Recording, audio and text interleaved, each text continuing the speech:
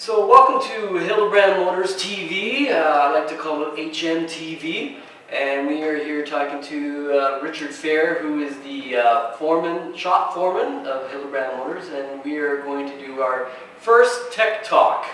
So welcome, Richard, and today we're going to be talking about the importance of winterizing, and what can you elaborate on that? Okay. Thanks, Tim. It is really important to make sure that your vehicle is winterized. There are a lot of issues that will arise throughout the winter. Lots of times when we do winterize, we'll spot leaks, potential areas of concern, and it's just one of those things that's a lot of it is peace of mind through the winter also. Okay, great. I understand checking coolant strength is kind of a concern as well. That's one of the primary things. I mean, everybody's heard the horror stories of their coolant not being strong enough for winter conditions, and in Alberta, we all know that that varies quite a bit. Where your engine will freeze up, and it's just a really important thing, especially if you realize that maybe you've had to add coolant to your vehicle, or if you've had a potential leak, if you just put water in the system, that dilutes it when you have other issues. So it's one of those things that we focus on when we do a winterization. So doing a winterization, like if somebody came into the shop today and asked to get something done, is that something that we check the coolant with an oil change or an inspection or something? Absolutely, we do it with the oil changes, and we also do it with our semi-annual inspections. Even in the summertime, it's important to have the coolant at the right strength. So, right. And having the coolant at the proper level, that's checks on overheating and that type of thing. So. Yeah, especially when it gets to like minus 30, minus 40, you want the right coolant in there. Exactly.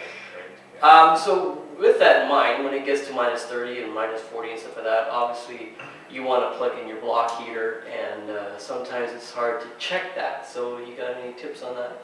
Yeah, it's even more critical now with a lot of the newer GM cars. They have a block heater cord that has a thermistor in it. You can't just go out there and plug it in like the old days and listen for the block heater to sizzle away. Right. The temperature needs to be, in most cases, in the minus 18 range before it'll kick in. And this is a GM thing where they like to, they're conserving energy. And some people find it an annoyance, but when we do our winterization, we do check your block heater cords for you. So we really don't have to worry. Do you have to worry about putting your block heater, plugging it in before it's minus 18, or? You know what? You're perfectly safe plugging it in if you anticipate that it's going to be that cold in the evening. Mm-hmm. It's not going to kick in until it actually reads that temperature on the thermistor. So you're safe to plug it in, and it's kind of peace of mind to just walk in your house and know that it's going to kick in. Right. When it gets that cold. Right. Okay, great. With the snow and ice buildup and everything on the roads and stuff like that, I know a lot of people are thinking about winter tires right now and stuff like that. Why should we get winter tires? Is all season good enough? What's the right inflation? All that kind of stuff. So I wanted to talk a little bit about that. Winter tires, and I'm kind of old school. I didn't used to think winter tires were important, but since I've done that myself, I've noticed such a huge difference in the way my vehicle handles. The composition of the rubber is different. It holds the road better. One of the things, of course, is proper inflation pressures. When we're dealing with winter conditions, and a lot of the people out there now have the tire pressure monitor systems on their vehicle. Right. They'll notice that the light may come on in the colder weather. And the general rule of thumb is, and if you're checking them yourself, is to increase the tire pressure by 1 psi per 10 degrees that the temperature drops. So, and we kind of do that anyhow when we're doing your winterization. We'll compensate a little bit in the winter time, and so that the frequency of the light coming on isn't quite as great. Right. So if the light does come on, would you recommend coming in to getting it checked by a technician, or should you just inflate the tires like by yourself, or what's your In most cases, if you're comfortable doing your own tire checks and you have a gauge that's accurate, it's easy enough to just do that yourself if you can find a location where you can get air. But we do, you know, if the frequency of the light coming on is quite a bit, then we would advise you bring it in. And a lot of that has to do with safety, first of all. You don't want to get stranded with the low tire. Right. Now, if you are doing it yourself, is it pretty, like, does the light just automatically go away once you've done that, or do you have to read the manual to reset that, or how does that work? If the light is coming on because of a low tire concern and you inflate it to the proper pressure, it should go out on its own as soon as you drive the vehicle. Oh, okay. And if it doesn't, that's when you may have an issue with the sensor or another problem with the system. Right. Okay.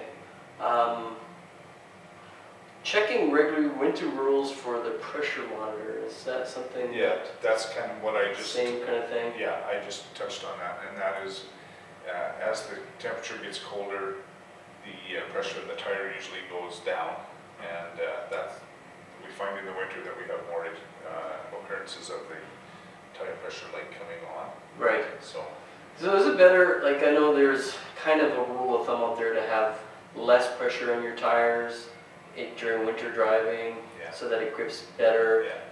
Is that something that you want to do, you don't want to do? I would still advise that you, there's usually a tire placard on the door, and it has what the recommended pressure is at. I would agree that it may give you better traction, but with the tire pressure monitor systems, they don't really allow for that. So I would still say the guideline is best to go with what the pressure is on the doors. Right, and then making sure the monitor system stays off. Right. Okay. So now that we're getting into winter and Christmas is coming up and stuff like that, of course, it's getting darker earlier and stuff like that. What about lights? Yeah, another one of the checks we do is all your lights, and I think most people are aware that we do that on our semis and our oil change times. And of course, you know, you're heading to work in the dark, you're going home in the dark. The light issue is always something that you want to be aware of. We do the checks, but you know, that's not to say that a bulb can't burn out while you're in between. And I think most people are aware when their headlights burn out. You know, that's pretty obvious. But you know, the other issue is that the fines are starting to get pretty steep for having burnt out license plate lights or anything that's a directional indicator. So yeah, the importance of that in the winter is even more so. Yeah, and you definitely want to stay safe, and especially if you're driving in rural areas and stuff, and there's deer coming out and all that kind of stuff. So you just definitely want to be able to see what's going on. Yeah. With that in mind, talking about animals coming out and braking and all that kind of stuff.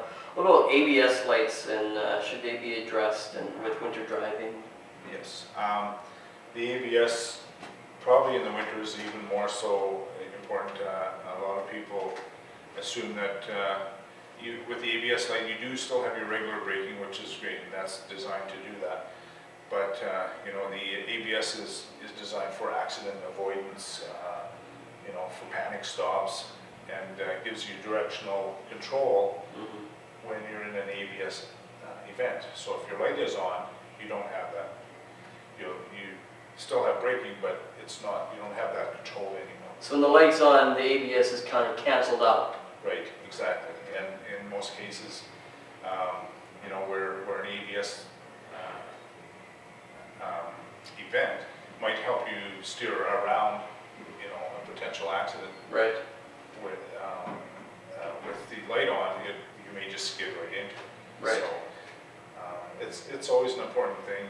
Even in the summer, don't get me wrong, the ABS light should be addressed regardless. Right. But very important to that. All right, great. So that covers basically our winterizing your vehicle segment today at HMTV, and I'd like to thank Richard Fair for giving us that information. And hopefully we'll be coming at you with more tech tips or tech talks and stuff like that in the future. So thanks for joining, and have a great day.